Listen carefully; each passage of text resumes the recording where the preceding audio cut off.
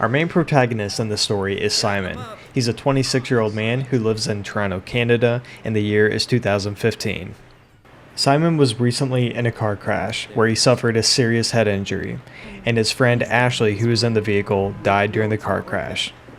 In-game, your first objective as Simon is to go to a scheduled appointment that you have for a brain scan, and this brain scan is part of Simon's recovery for his injury.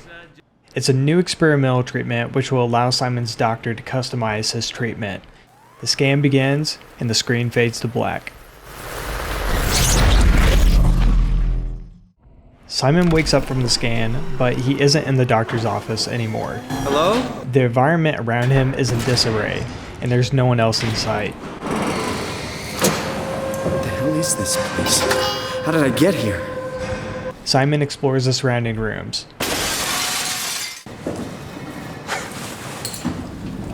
While investigating, you hear a loud crash in the hallway, followed by heavy, metallic-sounding footprints. Simon realizes that he is not alone.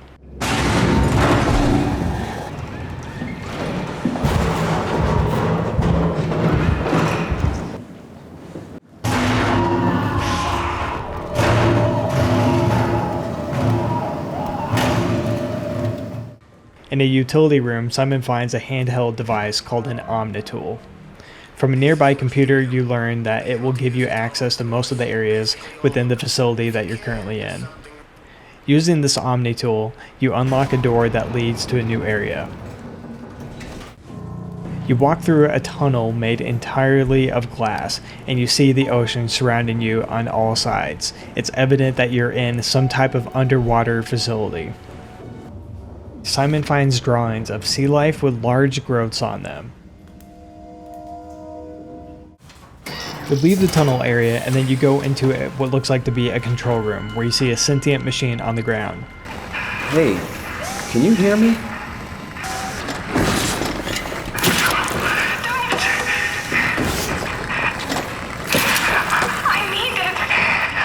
After a short conversation with her, you flip a couple switches, and you make contact with a woman who instructs you to go upstairs to the comms room and to contact her again.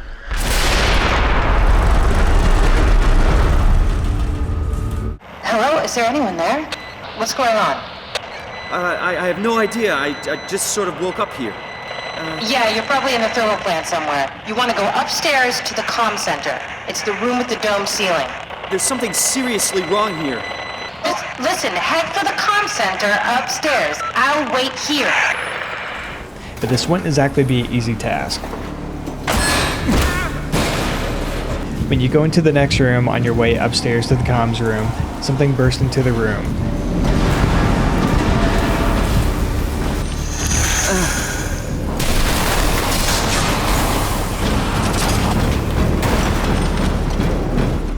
You turn off some steam which was blocking the staircase and make your way upstairs without being noticed.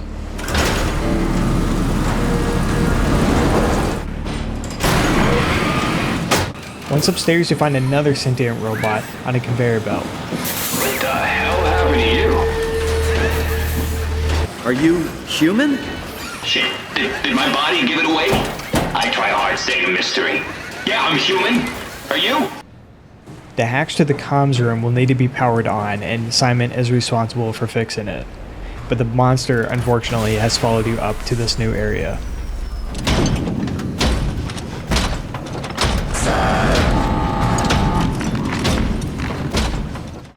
When you reach the communications room, you find documents that mention an impending comet impact that's going to happen on Earth, and the facility that you're in is being evacuated.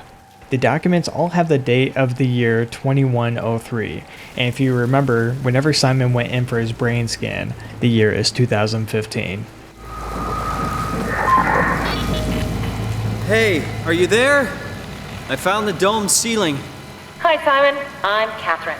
Have you figured out what's going on yet? Me? I was hoping you'd have some answers. Simon is able to make contact with the woman who he was previously speaking to. Catherine is her name, and you find out that she is at a nearby underwater facility as well. You find out that you're at one of the facilities that makes up this huge underwater research facility called Pathos 2.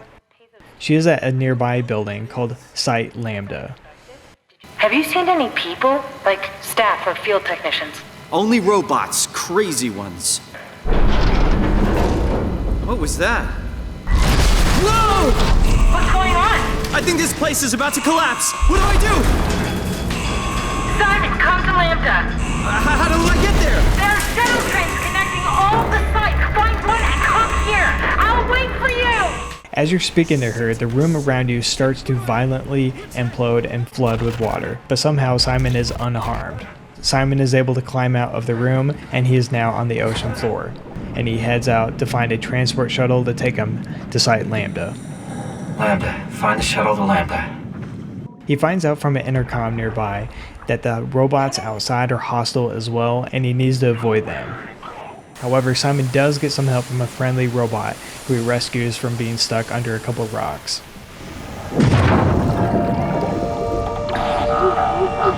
Well, thanks, little guy. Eventually, Simon is able to find the shuttle, but it doesn't have any power. So he looks through the building and he's able to find a power switch. So he returns back to the shuttle, which now has power, and he takes off in the shuttle. After a couple minutes, the shuttle crashes and he'll have to continue on foot to Site Lambda.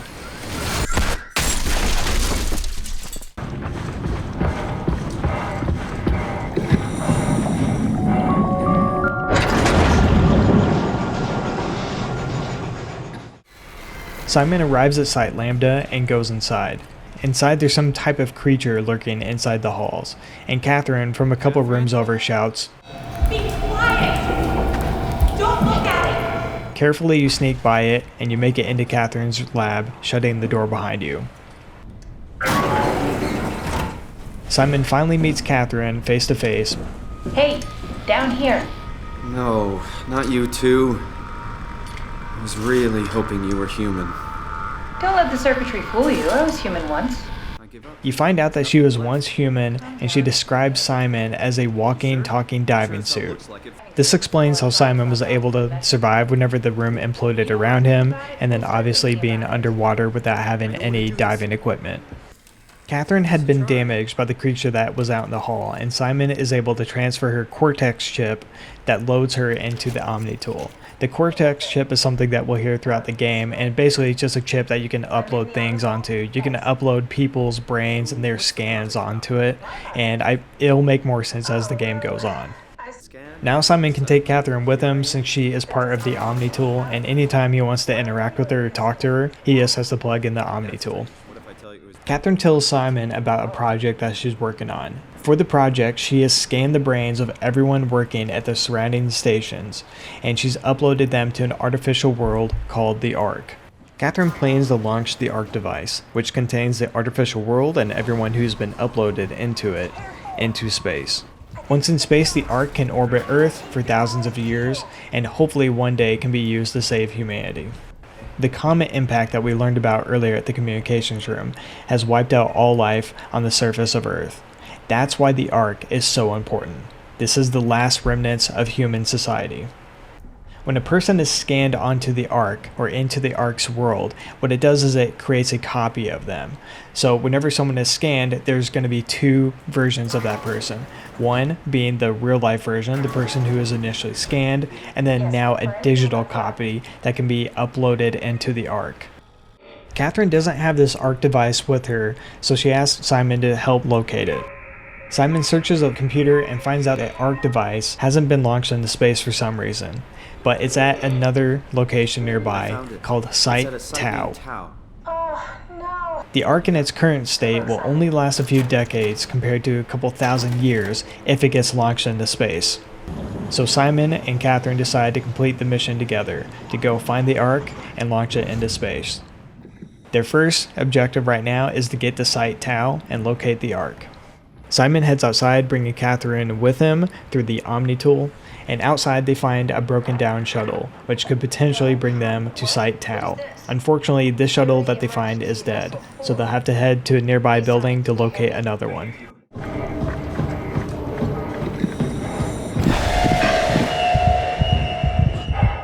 Along the way, Simon is terrorized by the same creature that was in Site Lambda. When he reaches this next building, Simon has to complete a couple tasks to power up the new shuttle, and also dodging that creature and barely escapes before the building collapses. Warning. Reactor collapse imminent. Proceed. Okay, I'm in. So let's get the hell out of here. Simon and Catherine head off in the new shuttle to their next stop, which is Site Delta. Naturally, and going along with the theme of this game, the shuttle malfunctions while en route and they crash land. If I don't hit Delta, we're dead. After crash landing, Simon is able to climb out of the shuttle and he finds a building nearby. Inside, he heals himself up by sticking his hand in whatever this thing is called, and then he finds a map of the surrounding area on the computer. It ends up that they crash landed at Site Delta, which was their goal, and now they need to find a way to get to Site Theta. Nearby are other small buildings, and Simon discovers this is kind of a shipping hub area, with a logistics robot still working and performing his assigned task. Having a day, am I right? Can't believe how much... Hey, could you maybe help? Simon uses a computer to align an antenna, and then he sends a signal to the transport Zeppelin to take him to the next site, Site Theta. Transport active. Unspecified. Simon boards the Zeppelin when it arrives, but it needs a tool chip to work, and the only tool chip in the area, according to Catherine, is in that robot that's still working. We need to get a new tool chip and switch it. I think it would be easier to just take one from a robot. What? The only option Simon has is to kill the robot and take the chip. With Simon and Catherine both being technically robots at this point, now killing the working robot nearby, it's not really clear ethically. It kind of muddies up the waters now. Hesitantly, Simon goes on with the plan and kills the robot and takes the chip. Simon installs the chip into the Zeppelin and they take off to their next site, Site Theta. At Theta, their goal is now to acquire a deep-sea submarine called the Dumbat. Just to back up and recap real quick, Catherine and Simon are heading to Site Tau to recover the Ark. And Tau is located in a deep crevice, or I think they call it the Abyss, and it's significantly deeper than all the rest of the sites, or at least the sites that we've been to so far. Here we go. The Dunbat. Oh, damn it. I knew it was too good to be true. It's quarantined. We need a security cipher. Catherine confirms that the submarine is in the building, but it's quarantined, so they'll need to find some kind of security code to lift the quarantine. Simon heads out and explores the building to find the security code. This is where I did my scan. And all the others, I suppose. Simon finds out this is the building where Catherine worked when she was still a human, and he's able to locate her lab.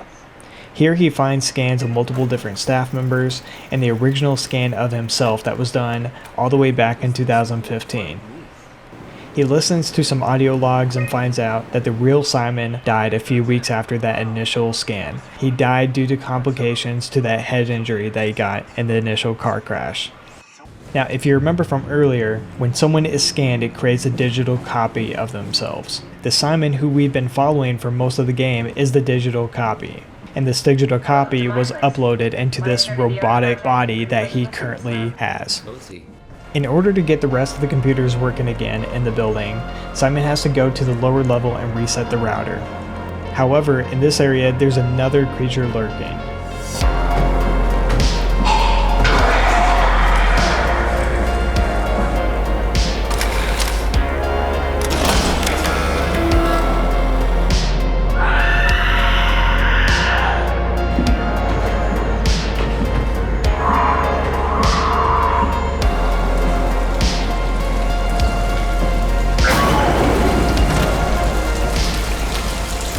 Once the router is reset and the computers are now operational, Simon finds a scan of a security worker who should have the security code that they need to lift the quarantine on the Dumbat submarine. Catherine impersonates the security worker's girlfriend and she manages to trick him into giving her the security code after a couple failed attempts.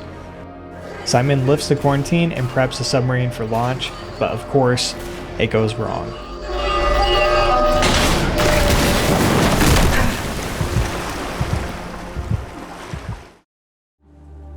The submarine is rendered useless, so Simon plugs in the Omni tool to a nearby station and updates Catherine on the situation.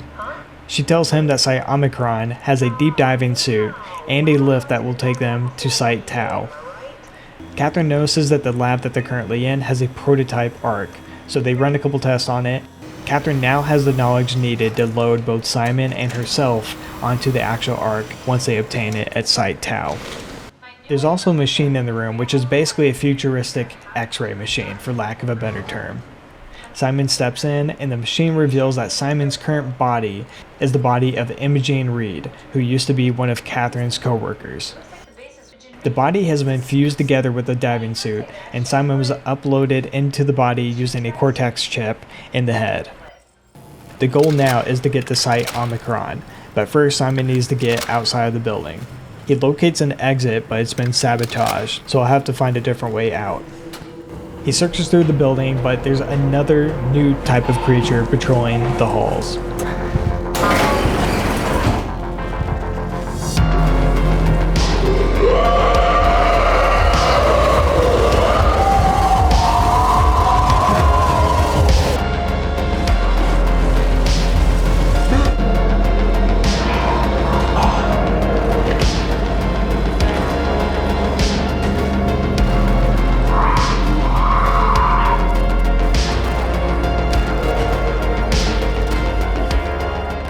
After a perilous endeavor, Simon finally finds some hardware that can be used to repair an elevator and leads him out of the facility. He barely escapes into the elevator, but of course, it malfunctions while descending and he has to go again on foot.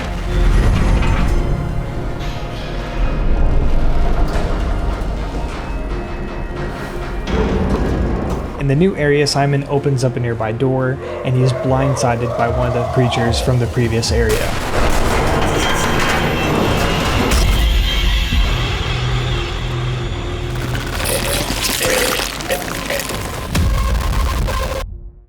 The surrounding area where Simon wakes up, there's almost no light and it's patrolled by multiple of these creatures that just captured him. Simon will have to navigate his way using stealth and find an alternate route leading him out of the facility.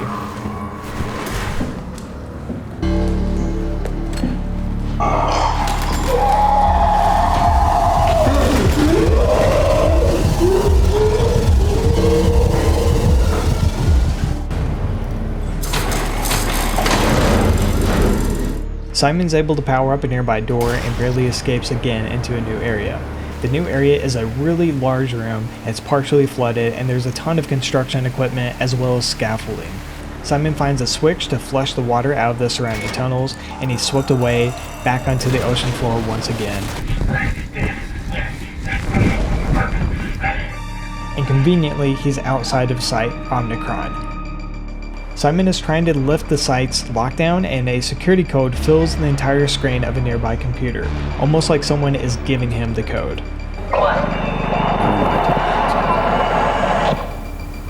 I think I solved it. Omicron retracted the quarantine shutters. Lockdown canceled. Something wants us to come inside. Inside Omicron, there are several bodies of employees that have been beheaded, or maybe even their heads exploded.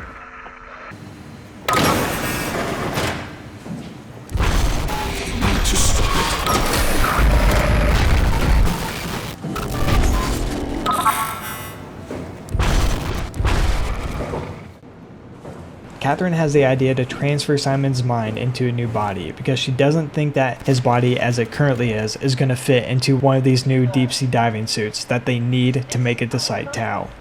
Transferring someone into some other type of body, it's pretty standard procedure here at the Pathos 2 research facility.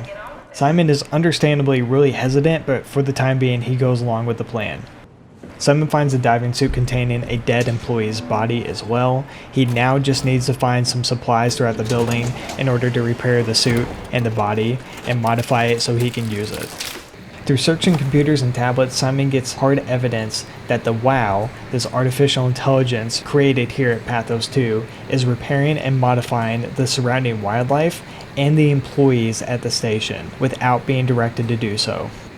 This artificial intelligence, how it's utilized by these researchers at Pathos 2 is it's put into this structural gel, and through this gel is how the WOW is modifying the wildlife and people.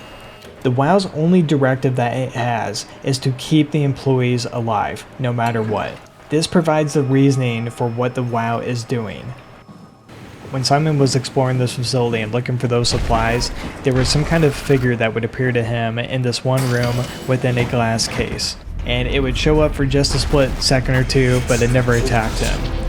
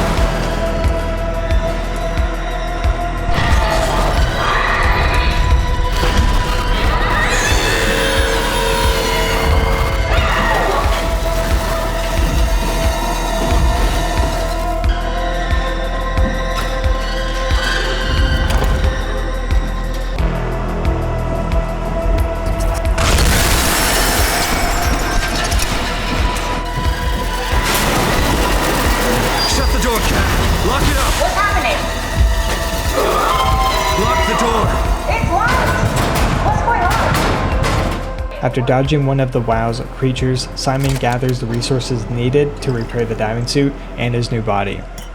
Simon sits in the pilot seat, which is the chair that they use for the scans, and Catherine initiates the scan. He wakes up a couple minutes later in the new body that he just repaired. But to his surprise, the body switch worked differently than what he expected.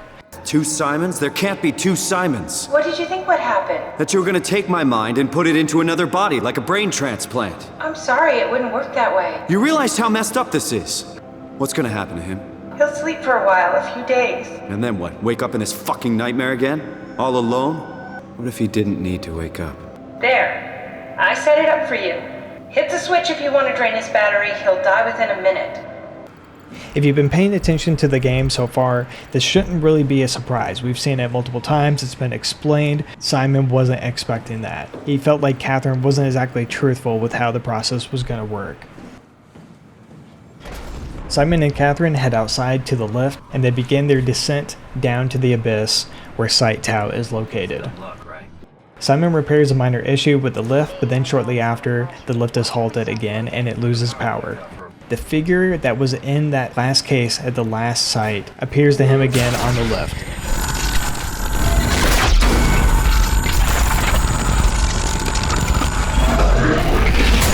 You did it! You did it! I will make preparations.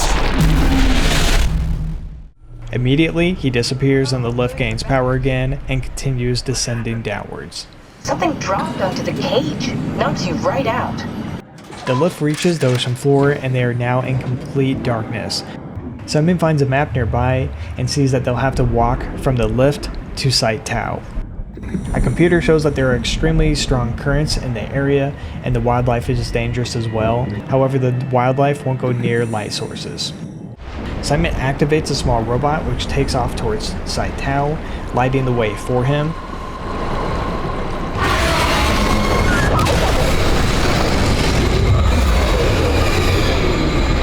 And Simon is left again by himself to survive the trek.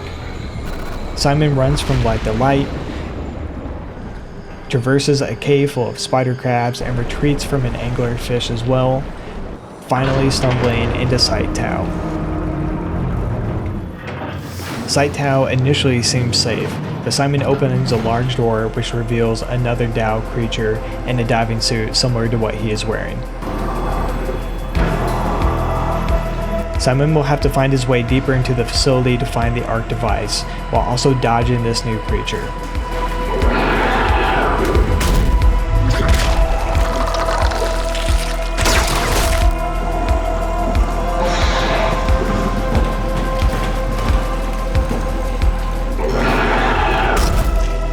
Eventually, Simon makes it to the crew's quarters and escapes the creature, for now at least. Most of the crew are all dead or they're completely taken over by the Tau growths. This is a really lore heavy area, so take your time exploring if you want to learn about the situation at the site.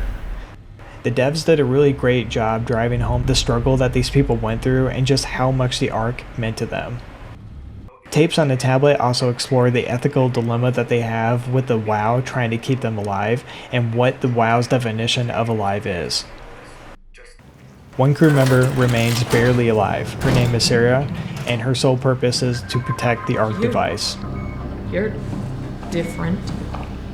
She allows them to take the Ark, and she's able to die peacefully, knowing that she completed her goal of protecting the Ark. With the Ark in hand, the goal for Simon and Catherine now is to scan themselves onto the Ark world and then launch it into space. Simon loads the Ark into a rail station that leads to Site-Fi, their next stop. Simon follows the rail system but has to find another way around in an area where the tunnel has collapsed. Simon's new path will take him to Site Alpha, where he is spoken to by the same creature that appeared to him on the lift earlier. It tells Simon that he is the only one that can stop the WoW. The structure gel that Simon used to repair his new body was a modified version created with the purpose of poisoning and killing the WoW. You took the gel from the cabinet and made yourself into a venomous snake. You're saying this toxin inside of me can kill the WoW altogether? You are the snake, Simon. Now strike at the heart. Simon is led to the heart of the WoW structure gel for the whole facility. The creature talking to Simon urges him to poison the heart so he can destroy the WoW for good. What the hell is that? The heart. It controls all the structure gel on Pathos 2.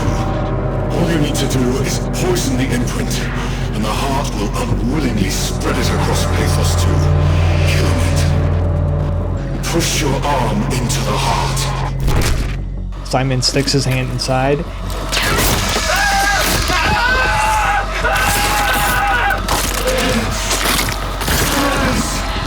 It's working. It's working.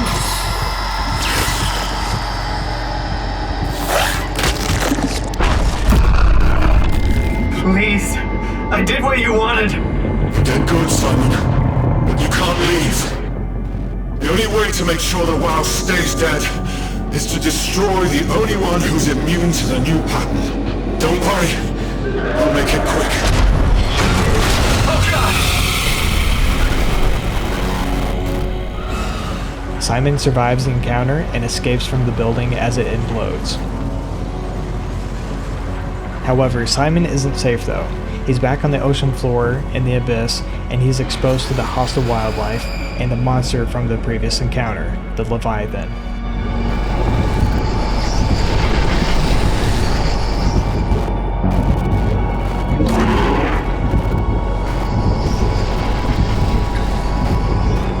Simon has to run from light to light and use cover to survive the trek to Site-Fi, his next stop.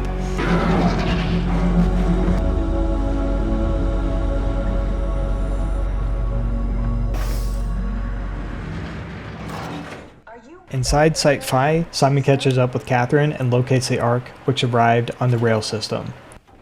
In the launch room, Simon finds the corpse of the human version of Catherine. Catherine and her colleagues had come to the launch site to send the Ark into space. Catherine was determined to launch it, but one of her colleagues was adamant about waiting to another date to launch it. A fight ends up breaking out between the two, and Catherine is killed in the process. Catherine's colleagues then take the Ark back to the Site Tau and didn't tell the others about what happened. That's why we were able to find the Ark device at Site Tau. That's great. Simon loads the Ark into the rocket. Catherine tells Simon that she can upload them both onto the Ark at the same time as launching it. Simon mans the pilot seat, completes the setup for launch, and Catherine gives him the go-ahead to launch it. Okay, ready when you are. Just hit the button and we're off. But we need to transfer our minds to the Ark. We also need to make sure it launches at all, so I tied them to a single switch. Just push the button and we're off. Here we go. No turning back.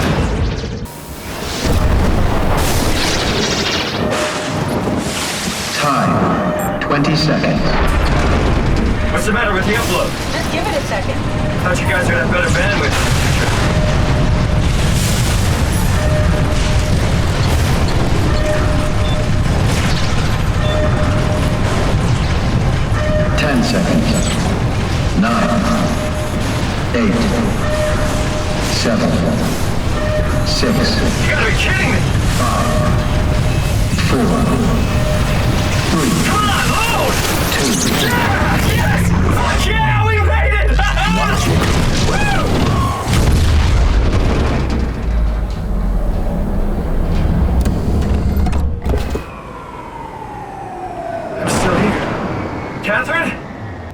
happened?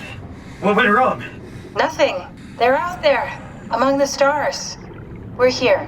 Simon is now shocked when both him and Catherine are still in the pilot seat and are not on the Ark. Catherine again explains to him that the process works differently than that. She copied them both onto the Ark, but they are still the original ones. They are not able to make it onto the Ark. The copies of themselves are the ones that were uploaded into the Ark. You said we're getting on the fucking Ark! We are on the Ark, you idiot! I can't be responsible for your goddamn ignorance! You Fuck! Catherine? Please don't leave me alone. Catherine? Catherine? Simon realizes that there won't be any escape for him and Catherine. As the credits roll, it leaves us with a feeling of despair and basically no closure at all. Despite them accomplishing this huge goal that they were working towards, Simon and Catherine would die alone at Pathos 2. Now, if you're patient and you wait through all the credits,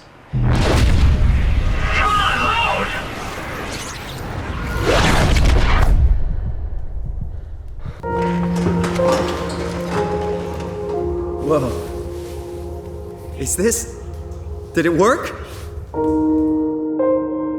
we then see the Ark from the inside, from Simon's perspective.